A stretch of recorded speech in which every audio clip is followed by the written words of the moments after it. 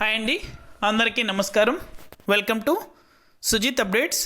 రైతుల ఖాతాలలో నేరుగా ఒక్కొక్కరికి 12,000 రూపాయల చొప్పున తెలంగాణ రాష్ట్ర ప్రభుత్వం డబ్బులు విడుదల చేయబోతుంది. మరో 2 గంటల్లో రైతుల ఖాతాల్లో డబ్బులు జమ కాబోతున్నాయి. ఇక ఈ 2 పనులు పూర్తి చేస్తున్నటువంటి రైతులకు మాత్రమే ఈ పథకాలకు సంబంధించి నిధులు అనేది కూడా 2 గంటల్లో నేరుగా రైతుల ఖాతాలలో జమ అవడం జరుగుతుంది. ఇక పూర్తి వివరాలు కూడా ఈ వీడియోలో మనం తెలుసుకుందాం. వీడియోని ఎక్కడా స్కిప్ చేయకుండా చివరి దాకా చూడండి. మన ఛానల్ని సబ్స్క్రైబ్ చేసుకొని వాళ్ళు సబ్స్క్రైబ్ చేసుకొని సపోర్ట్ చేయండి. తెలంగాణ ప్రభుత్వం మరో కీలక నిర్ణయం తీసుకుంది. దీనిలో భాగంగానే రైతులు తమ పొలాల్లో లేదా వ్యక్తిగతంగా మొక్కలు నాటిన వారికి డబ్బులు ఇవ్వనుంది. ప్రభుత్వం తెలంగాణ వన మహోత్సవంలో భాగంగా లక్షల మొక్కలు నాటేందుకు కోట్లల్లో ఖర్చు చేస్తున్న సంగతి తెలిసిందే. అయితే నాటిన మొక్కలు ఆ తర్వాత 10 లేదా 15 రోజులకే చనిపోతున్నాయి. దీంతో పెట్టిన ఖర్చు, సమయం, శ్రమ అంతా వృధా అయిపోతున్నాయి.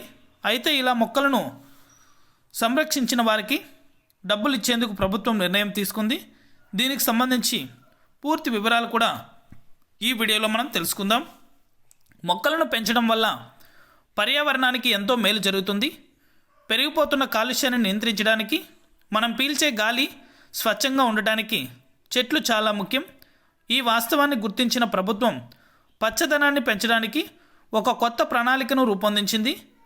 కేవలం మొక్కలు నాటడం మాత్రమే కాకుండా వాటిని సంరక్షించిన వారికి ఆర్థిక సహాయం అందించాలని నిర్ణయించింది. ఈ ఆలోచనతోనే కార్బన్ క్రెడిట్ తెలంగాణ సౌభాగ్యం పథకాన్ని ప్రవేశపెట్టింది. ఈ కొత్త పథకం ప్రకారం గత 3 ఏళ్లలో 2022, 2023, 2024 నాటిన మొక్కలు ఇప్పటికీ బతికి ఉంటే వాటిని సంరక్షించిన వారికి ప్రభుత్వం డబ్బులు ఇవ్వనుంది.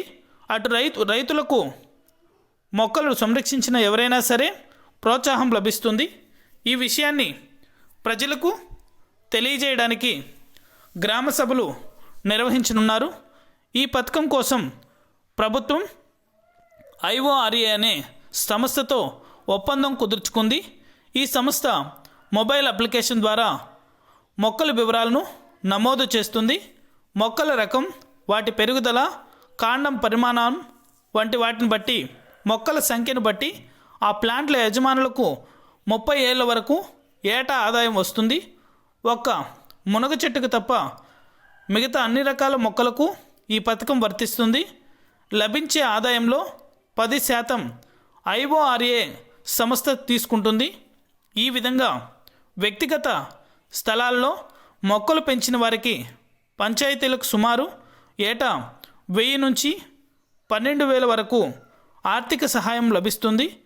ఈ పద్ధతి ప్రజలు మొక్కలు నాటడం, వాటిని సంరక్షించడం పట్ల మరింత ఆసక్తి చూపిస్తారని అధికారులు ఆశాభావ వ్యక్తం చేస్తున్నారు.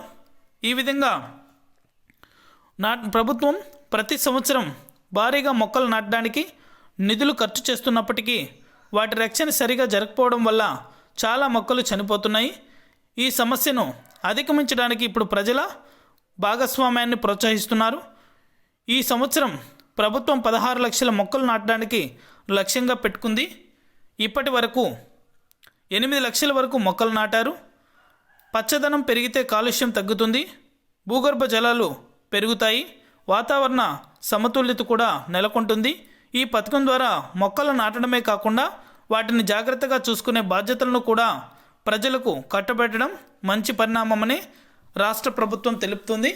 ఇది అప్డేట్. వీడియో నచ్చితే లైక్ చేయండి, మీ ఫ్రెండ్స్ అండ్ ఫ్యామిలీ కూడా షేర్ చేసి మన ఛానల్ని సబ్స్క్రైబ్ చేసుకొని వాళ్ళు సబ్స్క్రైబ్ చేసుకోండి. Thank you for watching our video.